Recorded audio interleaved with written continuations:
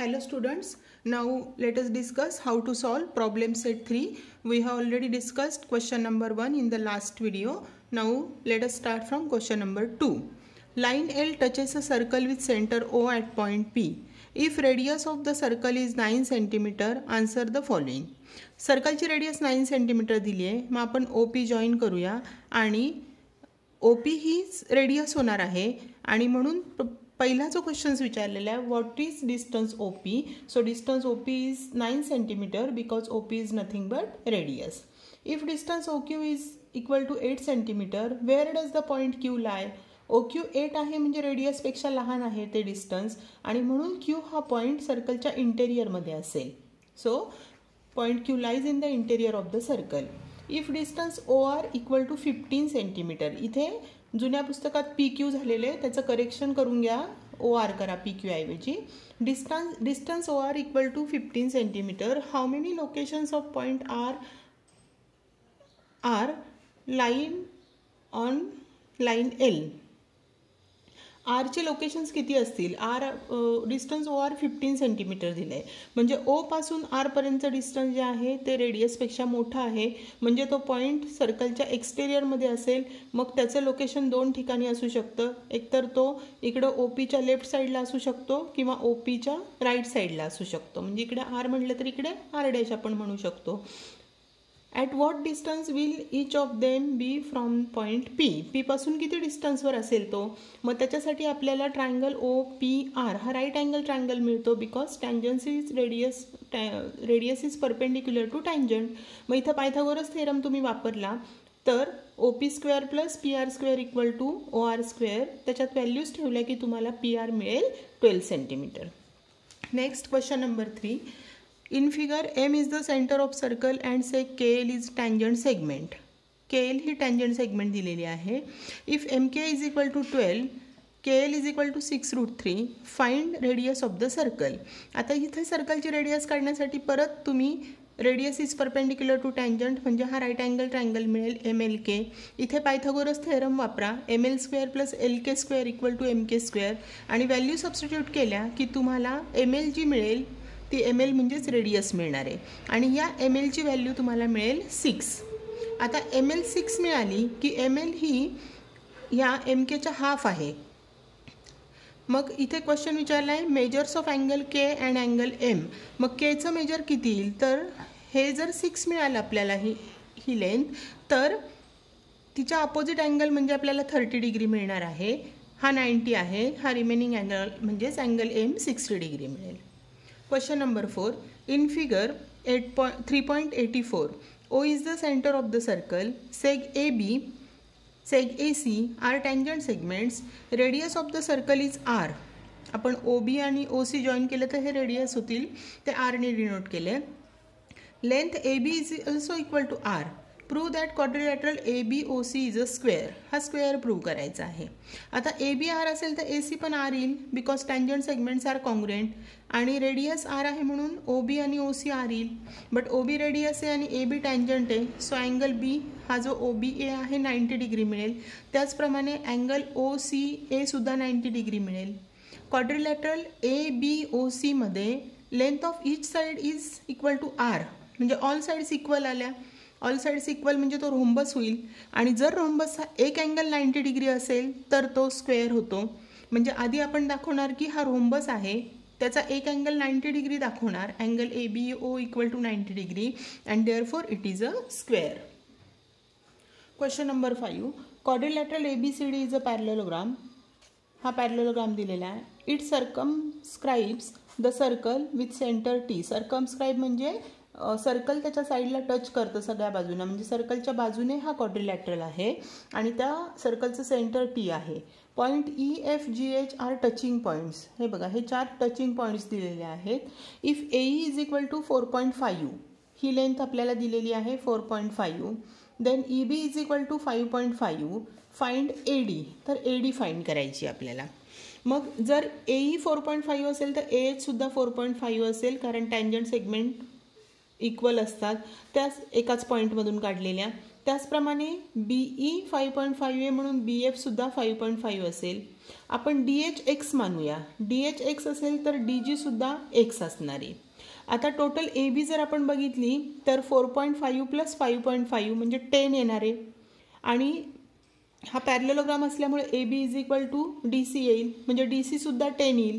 तर 10 पैकी ही x आहे, म्हणजे ही CG राहील 10 minus x. CG 10 minus x असेल तर CF सुद्धा 10 मायनस x मिळेल आपल्याला. आपल्याला फाइंड करायचे आहे AD. आता AD फाइंड करण्यासाठी आपण AD आणि BC या दोन ऑपोजिट साईड इक्वल येतील त्या घेऊया.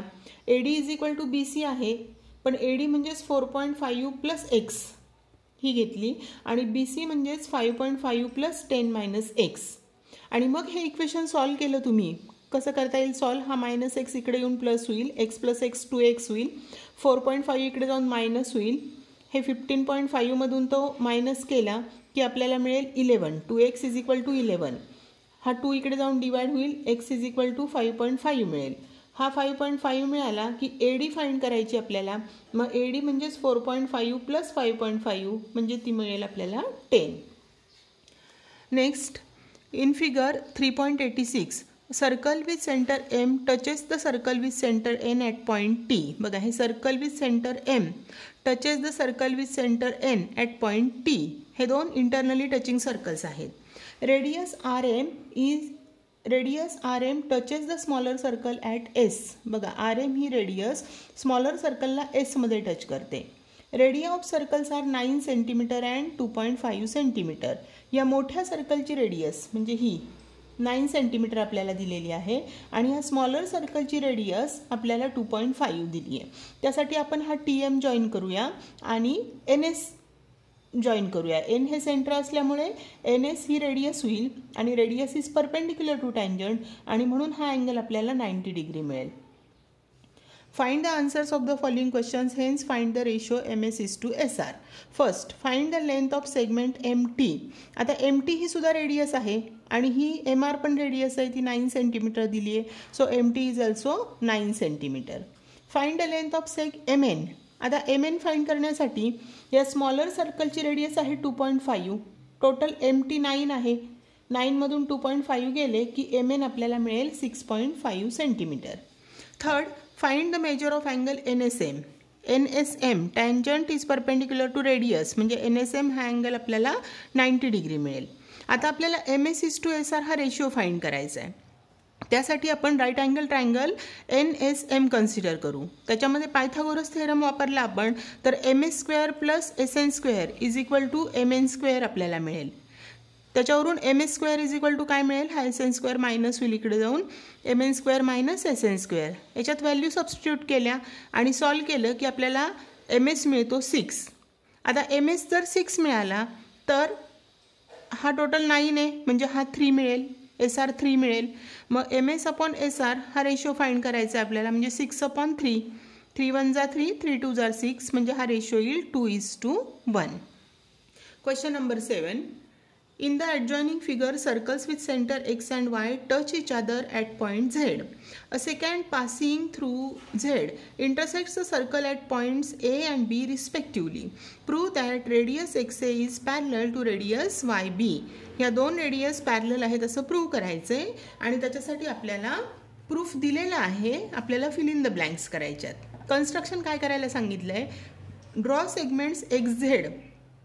जशी XZ काढली तशीच दुसरी काय काढलेली आहे and YZ. Segments XZ and YZ. Now proof. By theorem of touching circles points XYZ are collinear. XZY are collinear. Therefore angle XZA हा angle is congruent to angle dash आणि ऑपोजिट अँगल. रिझन दिलंय. मग त्याचा opposite angle काय येईल, XZA चा opposite angle येईल YZB म्हणून इथे येईल YZB. Next, let angle XZA equal to angle BZY equal to A. या प्रत्येकाचं मेजर A मानलेलं आहे. Now seg XA is congruent to seg XZ. XA आणि XZ कॉन्ग्रुएंट आहेत because they are radii of same circle. Therefore ह्या दोन radio congruent आहे म्हणजे ट्रायंगल XAZ हा आयसोसेलस ट्रायंगल झाला आणि आयसोसेलस ट्रायंगल थेरमवरून अँगल XAZ म्हणजे हा angle is congruent to angle XZA. Because theorem of isosceles triangle आणि प्रत्येकाचं मेजर ए आहे म्हणजे इथे पण आपल्याला ए मिळेल. Similarly seg Y B is congruent to, ही सेग कोणाला कॉन्ग्रुएंट असेल तर वाय झेडला. Y B is congruent to seg Y Z. Reason radii of same circle. Therefore angle B Z Y, this angle B Z Y is congruent to angle Z B Y. हे दोन angles congruent येतील आणि त्या प्रत्येकाचं measure A येईल. From 1 and 2 angle X A Z equal to angle Z B Y. पण जर आपण फिगर बघितली तर हे दोन अँगल्स अल्टरनेट अँगल्स आहेत आणि अल्टरनेट अँगल्स कॉन्ग्रुएंट आहेत. Therefore radius X A is parallel to radius Y B and reason is alternate angles test. Now question number 8. In figure 3.88, circles with centers x and y touch internally at point z. बघा हे x आणि y centre असलेले circle z मध्ये internally touch करतात. Seg BZ is a chord of bigger circle. या bigger सर्कलची chord BZ दिलेली आहे and its intersects the smaller circle at point A. एला इंटरसेक्ट करते ही chord. Prove that seg AX is parallel to seg BY. AX parallel to BY prove करायचं आहे आपल्याला. आता इथे आपल्याला हा मोठा सर्कल जर आपण बघितला ज्याचं सेंटर वाय आहे तर त्याच्या दोन रेडियस आहेत. Y B is equal to this Y Z, radius of same circle. Therefore triangle B Y Z is an isosceles triangle. Therefore angle Y B Z is equal to angle Y Z B. Theorem of isosceles triangle. इथे मी शॉर्टमध्ये लिहिते angle Y B Z is equal to angle Y Z B. Theorem of isosceles triangle, याला 1 number देऊ. आता smaller सर्कलमध्ये आपण बघितलं तर एक्स हे सेंटर आहे, त्याच्या रेडियस येतील x A and x Z. हे रेडियाय पण इक्वल आहेत, रेडियस ऑफ सेम सर्कल. आणि म्हणून इथे आपल्याला ट्रायंगल एक्स ए झेड हा आयसोसेलस ट्रायंगल मिळेल. Therefore angle X A Z is equal to angle X Z A. 2 number देऊ. Reason theorem of isosceles triangle. आता इथे हा जो अँगल आहे X Z A is nothing but Y Z B. बघा X Z A is nothing but Y Z B. Same angle आहे with different name. म्हणजे equation 1 आणि 2 च्या RHS इक्वल आहेत म्हणून त्यांच्या LHS इक्वल घेता येईल. म्हणजे angle Y B Z is equal to angle X A Z मिळेल. बघा Y B Z equal to X A Z.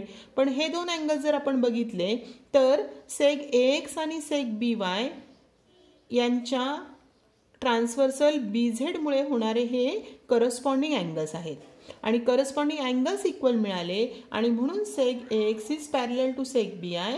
Reason is corresponding angles test. Next question number 9. In figure 3.89 line L touches the circle with centre O at point P. ही line ह्या सर्कलला P मध्ये touch करते. Q is the mid point of radius OP. हा mid point असेल तर जेवढा OQ आहे तेवढाच OP मिळणार आहे आणि OP ही रेडियस आहे. आता रेडियस आपण R ने डिनोट केली तर OQ त्याच्या निम्मा मिळणार आहे कारण तो मिड पॉइंट आहे म्हणजे OQ मिळेल R/2. RS is a chord through Q. ही कॉर्ड आहे Q मधून काढलेली. Such that RS is parallel to line L. L ला पॅरलल आहे. If RS is equal to 12 find the radius of the circle. आता RS 12 असेल तर आपण सर्कलचा एक प्रॉपर्टी शिकलेलो आहोत की perpendicular drawn from the centre of a circle to the chord bisects the chord. आता इथे परपेंडिक्युलर आहे हे कशावरून ठरवणार तर RS is parallel to line L आहे.